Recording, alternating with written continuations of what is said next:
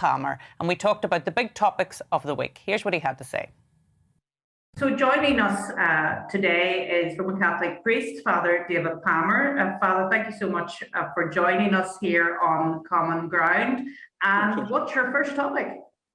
Well, I thought the big topic of the moment really is surely Ukraine. And I suppose the incredible thing about what's going on there is the fact that Putin actually invaded. I mean, you know, you think, what on earth is he thinking? And one of the things I think is going on partly is that he invaded because I think he thinks, well, the West isn't going to do anything to try and stop me. Yeah. And, you know, so far he seems to be correct. And I think the thing about borders is, why do we protect borders? And I think normally we protect borders. Why do we go to war as well? Because there's something that we believe in that we're trying to defend, a way of life, a value system that actually we think, and this is worth defending. And I think when Putin looks at the West, he doesn't see that, that we have that. I mean, what are we? What is the West anymore?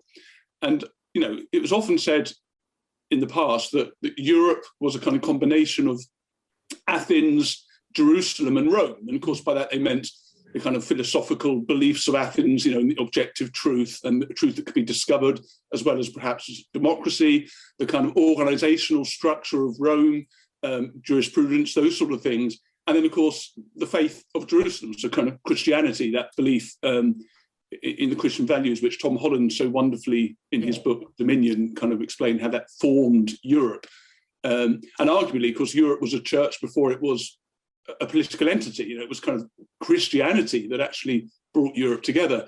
And so for a long time, we had a sort of identity, you know, whether that was Catholic, Protestant, but nevertheless, there was that kind of fundamental understanding of who we were and what we were defending. And I think in the West, we've kind of lost that to such an extent that we're not even quite sure who we are anymore or what we are defending anymore. Whereas Vladimir Putin has this vision of kind of, you know, holy Russia, again, perhaps even imperial Russia. And he has a very strong kind of vision that he is pushing. And I think he looks at us and thinks, well, they haven't got that. And the truth is, what would we be defending? So I just think it's very interesting that kind of loss of identity in the West has made us weak, I think, not militarily necessarily or economically, but morally and spiritually. And identity certainly is challenged now more so than ever before. Certainly during my lifetime, I could never imagine people who have a Christian faith are challenged all of the time, for example, and indeed it's the same with other religions as well. Yeah. But do you also think, Father, that our previous reactions to what Vladimir Putin has been up to also play a part in this? So, for example, Georgia, the Crimea, and then, of course, what happened in Afghanistan last year. He's obviously been watching that as well. Have all of those issues said to him, well, I'm going to do this now because I don't believe there's going to be much of a reaction?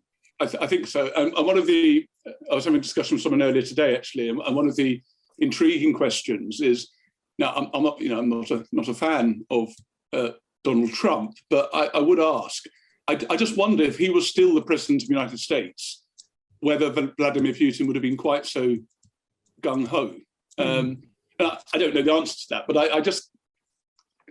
I kind of suspect he may have been a bit more cautious. And I think, yeah, the fact that every time Russia does something, we kind of say we'll make sanctions, but that's it.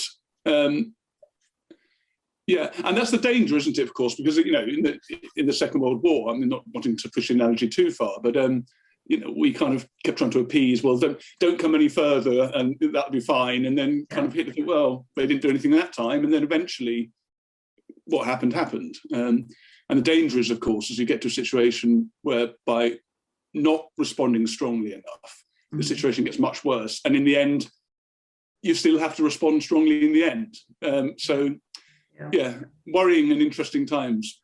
Worrying times indeed, and no more so than for, of course, the Ukrainian people who are bearing the brunt of all of this. But to take you back home then, I understand your second issue is around COVID restrictions? Yeah, the ending of COVID restrictions. Firstly, I think I think this is a wonderful thing, because the reality is they had to end sometime. You can't go on forever. Well, I suppose you could, but I mean, God forbid. And so there comes a time you have to say, right, the situation is not going to dramatically change. This is where we're at, and so we have to get back on with living our lives. But what I've noticed is how politicized COVID has become. It's quite bizarre, really. So, you get so the university where I currently do some of my time, that might change, but who knows? They're saying, although the government has eased all the restrictions, we strongly encourage people to, still wear masks and still do this. A lot of the shops have said the same. Some churches are taking a sort of similar line, and it's almost like we've become almost terrified to live life, or not everyone, but a chunk of people have become terrified almost to live life, as if that life was ever without risk. Death is a reality for all of us in the end. It's still 100% death rate in the population. And to be scared of living life actually makes life less worth living. And I personally think we should have. I mean, I fully understood the first lockdown. I fully understood, because we had no idea what we were dealing with, and I think, okay, fair enough. But we've gone on far, far too long. A lot of people's lives have been ruined. I think it's a wonderful thing that we've actually said now, look, we just have to get back on and live our lives. And it worries me that there's so many people that are still some of them so fearful still, that they're scared. And others, it's almost like a kind of a political statement. So, you'll get, and it's almost very oddly, sort of seems to split to quite a large extent on the same kind of lines as Brexit and Remain, as if being pro or anti-COVID restrictions is somehow connected, to your view on Brexit, which I find intriguing. Well, I think it is intriguing, and actually I was thinking about that, and was it the fact that people did like state interference in their personal life?